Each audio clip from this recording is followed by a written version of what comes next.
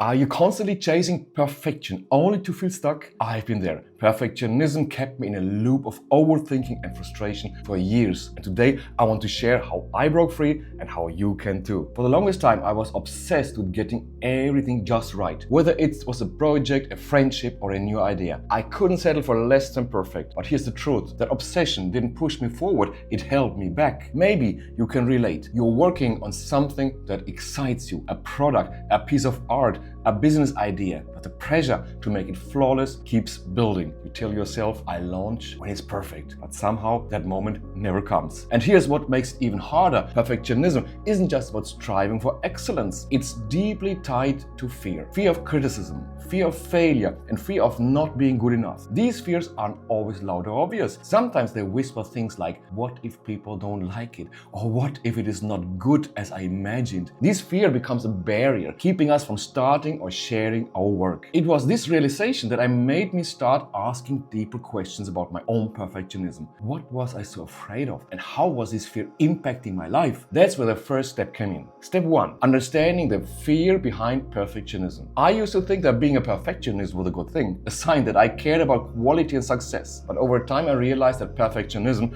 wasn't helping me grow, it was holding me hostage. Let me share a personal example. There was a time when I spent weeks, sometimes months, obsessing over the smallest details of a project. I'd rework it, tweak it, and overanalyze every little thing. And you know what happened? I missed opportunities. While I was chasing perfection, others were already taking action and moving ahead. My fear of putting out something imperfect kept me from making real progress. And when I finally did share my work, guess what? The imperfections that I had spent so much time worrying about didn't even matter. People connected with the message, not the flawless execution. To overcome this, I started by identifying the root of my fears. I asked myself, am I afraid of failure, of judgment, or not being good enough? Naming the fear was a powerful first step in moving past it. Once I understood where the fear was coming from, I could start challenging it. Step 2. Progress over perfection. Here's what I've learned. Perfectionism doesn't go away overnight, but you can start to reframe it. It's not about lowering your standards or being careless. It's about recognizing that good enough is often better than perfect but unfinished. Start by asking yourself this. What's the worst that could happen if you share something imperfect? Most of the time the answer isn't as scary as it seems. In fact, imperfections can make your work more relatable and authentic. One practice that really helped me was learn to focus on progress over perfection. Instead of obsessing over the end result, I started celebrating the steps I was taking along the way. For example, if I'm working on a project, I break it into smaller milestones and focus on completing those rather than making the entire thing flawless. This shift in mind allowed me to enjoy the process more and helped me move forward fast. And in the end, I realized that taking imperfect action was better than taking no action at all. Step 3. Embracing feedback as growth. Perfectionism often makes us afraid of criticism, but the truth is, feedback is one of the best tools for growth. Instead of seeing it as a judgment of your worth, view it as a way to improve and refine your work. Think about this. Every successful person you admire has faced criticism. What sets them apart is that they didn't let it stop them. They kept creating, kept sharing, and kept improving. And you can do the same. Start small. Share your work with someone you trust and ask for constructive feedback. It might feel uncomfortable at first, but over time, you will start to see feedback as a gift rather than a threat. Step 4. Letting go of the need to please everyone. Another trap of perfectionism is trying to please everyone. But the truth is, no matter how perfect your work is, it's never going to resonate with everyone. And that's okay. You don't need to convince the entire world. You just need to reach the right people,